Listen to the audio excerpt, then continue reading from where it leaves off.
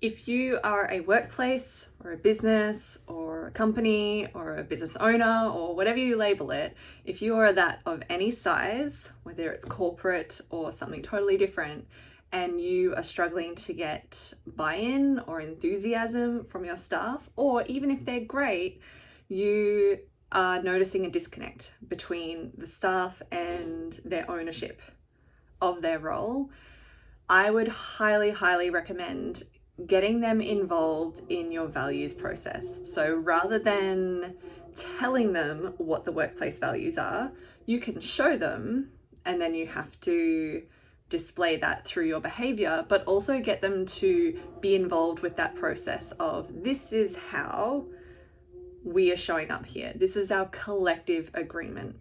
So the difference between telling them these are our values, that's that, and getting them to be a part of creating those values, even when it comes to the workplace culture. So you could have your values about what your business is about, your delivery is about, but get them involved in your workplace culture values, and you will notice things like a raise in your performance or in their performance and their productivity levels. You'll notice that there's a greater respect and reverence for those values within the workplace. So they'll stand by them a lot more. They'll uphold them. They'll call people out in respectful ways if others aren't upholding them. They'll remind their colleagues and their co-workers.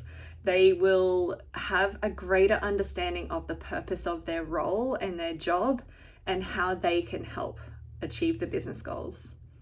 And we're moving into a workforce that values feeling that purpose over the benefits of that job, for example. There's definitely benefit and value in that, but we are moving into a kind of workforce and an age of workforce that really values purpose.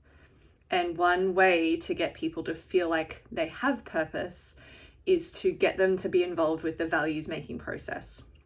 So whether that is a day where you use it as a way for you to understand what the values are to your workers by getting it as a brainstorming day and saying, what do you value in the workplace as far as your experience of the workplace?